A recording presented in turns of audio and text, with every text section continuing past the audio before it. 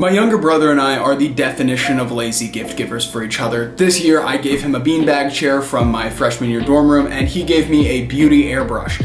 I don't know under the circumstances why he had this beauty airbrush, no judgment, but I have it now, and I'm gonna try to use it on a painting. I don't know what corner of Alibaba he bought it off of. The battery life is dismal. But today we're going to be using it in a really low stakes art project. I think this airbrush is really accustomed to thinner mediums. I can't just put acrylic paint in it, I have to thin it down until it's usable. Here's the catch. If I don't thin it down enough, the project's dead before it even starts. I'm going to gunk up the system and I won't be able to clean it out. On the other end, if I thin it out too much, the paint will be watery and get all over the place, thus staining my artwork. So I have to somehow learn how to perfectly mix the water with the acrylic paint to make it in the green zone, proverbially speaking.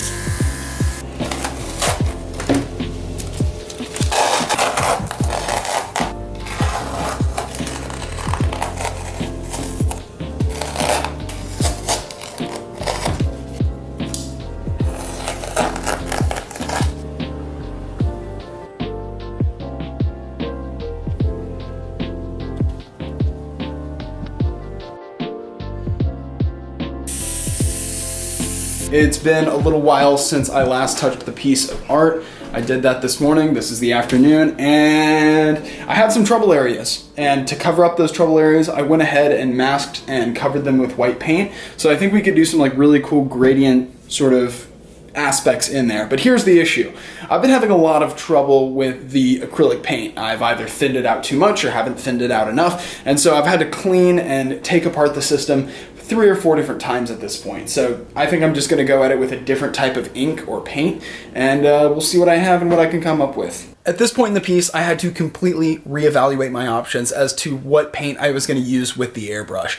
I'd kind of already exhausted all of my resources with acrylic. The time in preparation was horrendous. It got stuck up every 30 seconds, and the cleanup time and all of that was just making it really hard to work with. I can't use oil paint because aerosolizing the solvents used to thin oil paint would be mega toxic, like cancer-causing levels of toxic. And I can't use India ink because I only have black and white India ink, and it's already naturally way too thin, and I don't have anything that I could use to thicken the India ink. So what did I do? My last option, my last resort, the absolute Goldilocks of options, leather paint. Yes, leather paint. It was the perfect consistency to use with my airbrush machine, and also the colors just kind of matched the canvas perfectly. So I ended up using leather paint. As odd as that sounds, it was strangely perfect. This is how it went. Alright, so this is where we're at now. As you can see, it's sort of coming along. I will say the consistency of the leather paint is far superior to the acrylic paint that I was using before. I think I'm going to go through and do a few more passes just to add some highlights with white paint, maybe do some reinforcing shadows with green paint.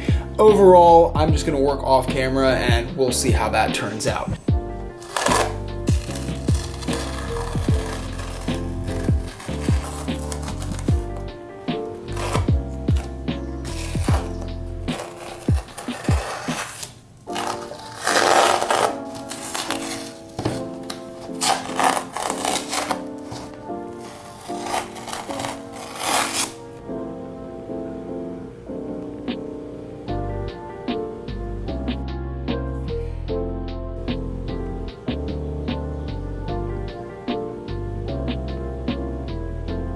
I think my main takeaway for this piece is that it's not even a piece of art, it's just an experiment. And what I mean by that is that there's no resounding message, there's no moral of the story, there's no grand takeaway except for, hey, that was kind of fun.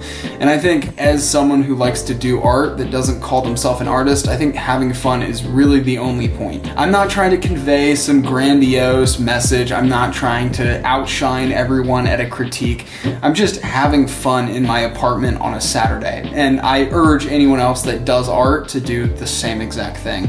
I'm not exactly changing or revolutionizing the world. This piece will not be shown in history classes for years to come. I'm just having a good time, and if you can't have a good time with your art, there's no real reason to do it.